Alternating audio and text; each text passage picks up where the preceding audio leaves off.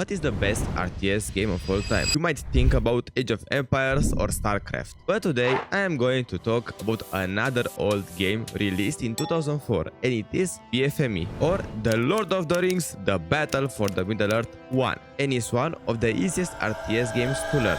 In this game, you have castles with building spots. Each castle has a number of spots you can build, with Gondor having the highest, Rohan the lowest, and Isengard and Mordor being in the middle. Oh yeah, these are the only factions in this game. Maybe you saw in the castle a big thing. This is the citadel, your main building. If you do not have it, you cannot make buildings inside your castle. But if you like to build stuff, I present something to you. Plots! On the map, there are two types of plots: outpost plots and settlement plots. The outpost plot comes with a citadel and 3 building spots, so it's like a mini base. And the settlement plots, well, here you can only build resource buildings. You heard that? Resource buildings? How you get money and how you build exactly? Well, in this game, you do not have food, gold, wood, or other things. You only have resources. And how you get them? You have buildings that make resources. For example, farms, blacksmiths, furnaces, slaughterhouses, and lumber mills. But the lumber mills are the only buildings that need a worker for them to produce. And yes, it's that simple. You just make a building and you get resources. Each building has a cost if you want to have it, and a building time for it to be built. If we return to the map, you maybe saw more things. Wow, these are really nice mountains. No, not that. I'm talking about the monsters. We call them creeps, and there are 3 types of them. We have trolls, wargs, and goblins. Each of them give different amount of experience and money, with the troll giving the most and also being the hardest to kill. They have also a structure that they defend, like a house. After you kill the monster, you also need to destroy its house, because if you don't destroy it, the monster will respawn and might kill you. You can compare this with a boar in Age of Empires. You risk by killing it, but you also get an advantage after you do it. This game has a rock, paper, scissors mechanic when it comes to combat, so the cavalry is beating the infantry is beating the pikemen, and the pikemen is beating the cavalry. We call them unit battalions. Each battalion has a number of units. It depends on the type and on the faction. For example, a soldier battalion from the Gondor faction has only 5 soldiers, while the Uruks from the Isengard faction have 10 units in the battalion. The units are also unique. For example, some are faster and some are slower when they are still the same infantry. And the units also have the stances. So if you change them, they might deal more damage, but they also might take more damage. Or they can get more armor, but they will be slower in the case of the Urukai with the block formation. Now, why is this game that unique? Well, each faction has its own heroes. What are heroes? Well, a hero is a special unit that can be recruited from the citadel only, in exchange for some resources and some of your time. And each faction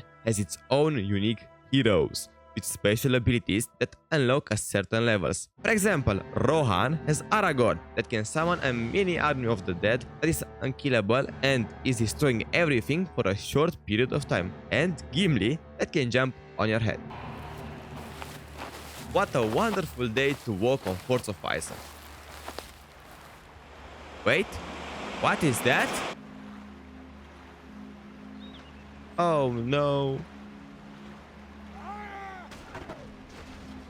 Gondor has an old guy that can summon a freaking nuke. Isengard has another old guy that can steal your heart, and by that I mean he will use Wormtongue to steal your units and can strike you down with a thunder. And Mordor has a naked guy and 3 birds. That's it. But besides heroes, the factions also have special spells, like summoning a Balrog, creating a bigger army of the dead, and the best ability, Draft, that makes the Rohan peasants become good. Just kidding. The levels in this game means everything, for units, heroes, and also buildings. When a unit is leveling up, it gets more armor, more damage, and more HP. So they become stronger, and after a battalion has at least level 2, and it's lost some of their units, they can be revived automatically after a period of time. The levels also apply to heroes. They also unlock special abilities, like the ones from above. But the levels on the buildings also matter. They can level up from 1 up to 3. The resource buildings are leveling up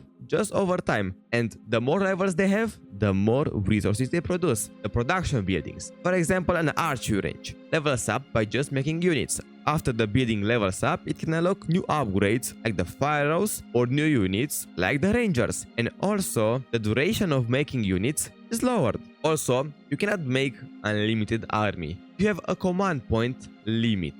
Each battalion has a number of command points that it occupies. Some may be bigger, for example for the evil factions, some may be lower for the good factions. Now, after the power points and the levels, the most important thing is the leadership. The leadership is like an aura that some units or buildings have, and you get it when you are close to them. Well, this aura has 3 types: boosting the damage, boosting the armor, or boosting the combat experience. This helps you to level up faster. To give you some examples, Odin, a hero from the Rohan faction, gives armor and damage leadership from level 1, and Isengard has an ability, War Chant, that gives armor and damage for a short duration for some certain units. And there is also a building that gives you leadership. This is the statue of Rohan or Gondor. This statue is giving you armor and damage. BFME 1 is mostly based on the leadership. The strongest faction in terms of leadership is the Mordor faction, and Isengard is the counter of the leadership because it has a special power named Rain. Rain is cancelling every type of leadership on the map. Maybe you are not interested in the things that I said before and you just want to play for fun. Well, I still got something for you. You can try the campaign. And trust me, it's awesome, especially if you're a Lord of the Rings fan. The good campaign is following the Peter Jackson movies, and you can see the Lord of the Rings map and the units moving through the levels. It also lets you to go through the main events in the Middle Earth, like going through Moria and killing a Balrog, defending Helm's Deep and maybe losing the wall, destroying the Isengard Dam, defending Grond at Minas Tirith, or go to Blackgate and win the campaign. So it's a very good experience. How to get this beautiful game now? Well, you cannot buy it anymore, because the game was abandoned by the developers, but the community did not let the game to die. So we have this beautiful tool called All-in-One Launcher for free. The link will be in the description. This launcher allows you to download the game in super light and allows you to play the game online against others in a ranked based matchmaking or with a friend using the free play mode. There are also multiple versions of the game, so if you already played this game before but you forgot that it still exists, but you might want to play on the same version that you played back then, you should pick 1.00 because it is the default EA patch, or 1.06, the latest official patch. These are the classical patches, but they are not really balanced for the multiplayer. So because of that, we are using the patch 2.22. This is an active working patch, lot of changes that are focused on the multiplayer game, but they also improve the campaign. For example, they made the campaign harder, but they also added new units and also new heroes. From the launcher, you can also download other BFME games. For example, The Lord of the Rings, The Battle for the Middle-earth 2, original name, and it is made on a better engine but a different playstyle from BFME 1, with more factions and you can build everywhere. And it also has an extension, The Rise of the Witch King, but I'm not gonna cover them today, maybe in the future. In the launcher there are also mods made by the community, so you can try them, like the Legends of the Third Age, also known as the Blue Wizard mode. There is a Dane mode and many others. The beauty about multiplayer is that if you don't like to play 1v1s because you cannot blame anybody beside you, you can also try team games, so you can blame your ally. You can play from 2v2 to 3v3 to 4v4s, but you can also try FFAs or free-for-alls, so everybody is for himself. Let's say you really like the campaign and wish you could play with a friend. Well, I wish I had a friend. But if you have it, there are custom maps for this game, and a set of them are the co-op campaign for both good and evil campaign. Basically, it's a 2 players against the campaign, and it was made harder. The missions are a bit changed for it to be more interesting and enjoyable. And here is how to play it. You need to pick the patch 2.22, then you go on the free play, let your friend to join the room,